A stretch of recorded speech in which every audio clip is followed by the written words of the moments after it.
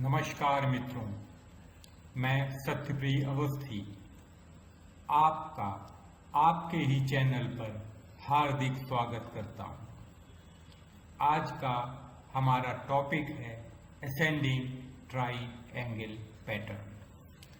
Ascending triangle pattern समझने के लिए हम चार्ट पे चलते हैं। ये असेंडिंग ट्राइएंगल पैटर्न का चार्ट है। इस चार्ट को हम कैसे एनालाइज करते हैं आप भी देखेंगे। असेंडिंग ट्राइएंगल में एक रेजिस्टेंस लाइन जो हायर साइड में है,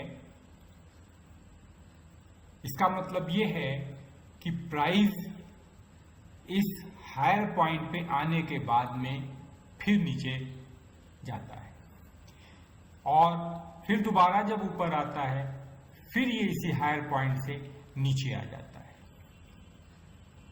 ऐसा ही कई बार होता है। तो रेजिस्टेंस लाइन के लिए कम से कम 2 हायर पॉइंट होने चाहिए। हम जब 2 हायर पॉइंट को मिलाते हैं तो वो एक रेजिस्टेंस लाइन बनती है। और आगे पॉसिबिलिटी ये रहती है, जिसकी संभावना ये रहती है कि इसी रेजिस्टेंस लाइन के पास से फिर ये प्राइस डाउन होगा। असेंडिंग ट्राइएंगल में जो सपोर्ट होता है वो ऊपर की तरफ आता है, यानी कि सपोर्ट लाइन जो है उसमें हायर लोज बनते हैं। हायर लोज का मतलब क्या है कि जो जैसे एक यहां पे एक लो बना हुआ है, तो इस लो से के आगे वाला जो लो बना हुआ है ये पिछले लो से हायर में बनता है, हाई में बनता है। इस प्रकार ये जो लो है ये पिछले लो से हाई में बनता है। तो इस तरह से हायर लोज ये बनते जाते हैं। और रेजिस्टेंस की लाइन तो वहां पे हॉरिजॉन्टल लाइन बन रही है, जबकि सपोर्ट लाइन एक ट्रेंड लाइन की तरह भी काम कर रही है, जो कि ऊपर की तरफ मूवमेंट हो रहा है। वॉल्यूम धीरे धीरे कम होता जा रहा है। ये देखिए वॉल्यूम कम होता जा रहा है और एक ऐसा पॉइंट आता है जहां पे रेजिस्टेंस और ये जो ट्रेंड लाइन का सपोर्ट है ये आगे जाके मिलने की संभावना रहती है, जिसे एपेक्स कहते हैं। इसी के आसपास हायर वॉल्यूम के साथ में जब ब्रेकआउट होता है तो प्राइस के ऊपर जाने की संभावना काफी रहती है। कहां तक जा सकता है, ये टारगेट निकालने के लिए हमको पहले तो ये देखना पड़ेगा कि इस पैटर्न की हाइट क्या है। जब पैटर्न की हाइट हमको मिल जाती है तो हम टारगेट निकाल सकते हैं।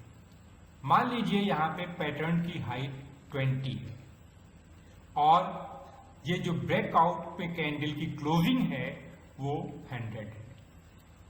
तो हम टारगेट के लिए क्या करेंगे, closing of breakout candle plus pattern height. तो क्लोजिंग हमारी 100 पे है, इसमें हम 20 प्लस कर देंगे तो हमारा टारगेट हो जाएगा 120। इस तरह से हम इसको एनालाइज करते हैं। हम इसके विषय में और भी जो महत्वपूर्ण पॉइंट हैं उसका भी डिस्कशन करेंगे। इसके पहले आप लोगों से रिक्वेस्ट है कि हमारे चैनल को सब्सक्राइब करें, लाइक करें और बेल आइकन को प्रेस करें। Ascending triangle pattern higher lows बनाता है। जैसे मैंने आपको बताया ये हायर लोज बना रहा है, ठीक है। Support is goes up, support जो है वो ऊपर की तरफ जा रहा है। जब हायर लोज बना रहा है सपोर्ट ऊपर की तरफ जाता है। रेजिस्टेंस हाई पे है, जो हायर पॉइंट है यहीं से बार बार वापस लौटता है प्राइस, तो हम इन पॉइंट को मिलाते हैं, ये हमारा रेजिस्टेंस का काम करता है। वॉल्यूम धीरे धीरे कम होता जा रहा है, जैसे इसमें देखिए वॉल्यूम कम होता जाता है, और जब ब्रेकआउट होता है उस टाइम में वॉल्यूम हाई होता है। ब्रेकआउट में candle close above the resistance line and volume go target breakout point plus आपका पैटर्न हाइट। एक टारगेट इस तरह भी रख सकते हैं, और जैसा पहले मैंने बताया कि जो ब्रेकआउट कैंडल है उसके क्लोजिंग प्राइस से पैटर्न की हाइट को प्लस कर देंगे, वैसे भी टारगेट निकाल सकते हैं। Technical analysis is more effective for swing trading और शॉर्ट टर्म ट्रेडिंग। इंट्राडे के लिए इतना इफेक्टिव नहीं होती है, लेकिन हाँ अगर आपको इंट्राडे करना है तो इंट्राडे करने में आप इसके साथ में और भी अदर टूल्स का इस्तेमाल करिए।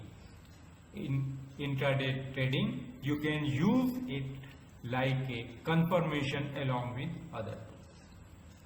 दूसरे टूल्स के साथ में इसका अच्छा इस्तेमाल कर सकते हैं, आपको उसका एडवांटेज मिलेगा। अब आपको हम जो कैनरा बैंक के चार्ट पे ले चलते हैं। ये कैनरा बैंक का चार्ट है जिसमें असेंडिंग ट्रायंगल पैटर्न बना है। अब असेंडिंग ट्रायंगल पैटर्न्स को आप देखिए कैसे, ये रेजिस्टेंस है, माउस पे ध्यान दीजिएगा, ये रेजिस्टेंस, और ये है आपका हायर लोज का सपोर्ट ट्रेंड। ठीक, ये पॉइंट जो यहां पे दोनों मिल रहे हैं इसको हम एपेक्स कहते हैं। ठीक, अब देखिए क्या हो रहा है कि रेजिस्टेंस लाइन पे कितनी बार में ये प्राइस वहां से वापस लौटा है। 1 2 3 4 5 6 7 8 और ये 9 ब्रेकआउट हुआ। इसके बाद आप देखिए ये कितना ऊपर चला गया। एक ब्रेकआउट यहां पर भी हुआ था, लेकिन इस ब्रेकआउट ने जो है पुल बैक दिया, उसके बाद ये दोबारा ब्रेकआउट। हम यहां पर भी अगर ले लेते तो भी कोई बात नहीं, आप ले सकते थे, और टारगेट इस टारगेट को आप ले सकते थे, यहां तक टारगेट इसका मिलता है। ठीक है, तो ये दोनों ही तरह होते थे। पुल बैक के बाद में थोड़ा सा आपका टाइम कम लगता है, लेकिन ये कोई जरूरी नहीं है कि पुल बैक हो ही, इसलिए आप यहां भी ले सकते हैं, या आप ये कर सकते हैं एक बार यहां परचेजिंग कर लें 50% और 50% यहां पे परचेजिंग कर लें और टारगेट का वेट करें। टारगेट निकालने के लिए ये जो पैटर्न हाइट है, ये पैटर्न हाइट को हम कैंडल जो क्लोजिंग है यहां से आप या तो जो ब्रेकआउट पॉइंट है वहां से भी आप इसको हाइट डायरेक्ट आप कर दीजिए। यहां ये हाइट आपकी पैटर्न हाइट है और यहां से आपने प्रोजेक्ट कर दिया और प्रोजेक्शन के हायर पॉइंट पे आपने टारगेट रखा, और ये टारगेट आपका इस कैंडल पे देखिए ब्लू लाइन से, ब्लू लेफ्ट से मैंने इसको जो है शो किया है, और इस कैंडल पे आपको टारगेट मिल जाता है। आपने जो इसमें देखा कि ये है जो ब्रेकआउट पॉइंट है ये 162.50 है और टारगेट पॉइंट 190.40 190.40। तो इस तरह से हम ये टारगेट निकालते हैं, और इसी तरह से और भी हम एग्जाम्पल देते हैं। ये देखिए इसमें मैंने रेजिस्टेंस को पॉइंट आउट भी कर दिया कि कितनी बार रेजिस्टेंस से ये वापस आया, R1 R2 R3 R4 R5 and R6 R7। इसके बाद यहां से ब्रेकआउट हुआ है। सपोर्ट में भी S1 S2 फिर S3, S4, S5, 5 बार इसने सपोर्ट लिया और 7 बार इसने जो है रेजिस्टेंस से वापस लौटा। इसके बाद इसने यहाँ ब्रेकआउट दिया और ऊपर की तरफ टारगेट ले लिया। यहाँ पर भी पैटर्न की हाइट आप देखिए, यहाँ पैटर्न की हाइट यहाँ से ली और इसको यहाँ प्रोजेक्ट कर दिया, तो इस तरह से हाइट हमारी यहाँ। इसमें जो हमारा ब्रेकआउट पॉइंट था ये 512 और जो टारगेट हमारा आ रहा है 558। इस तरह से हम इसको कैलकुलेट करते हैं। और एग्जाम्पल ले सकते हैं, इसमें भी वही है कि आपने यहाँ से पैटर्न की हाइट ली और जब ब्रेकआउट हुआ, ब्रेकआउट से पैटर्न की हाइट को हम प्लस कर देते हैं और हमको टारगेट मिल जाता है। इस तरह से हमको असेंडिंग पैटर्न्स को एनालाइज करना होता है। आखिरी में the ascending patterns indicate a stock is increasing in demand.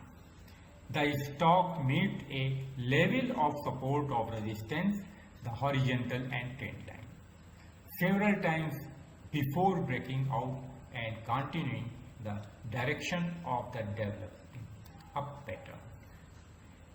ये आपको क्लियर हो गया। और एक बार फिर से आपसे विनम्र निवेदन है, यदि आपने चैनल को लाइक, सब्सक्राइब और बेल आइकन को प्रेस न किया हो तो आप कृपया कर दें। बहुत बहुत धन्यवाद।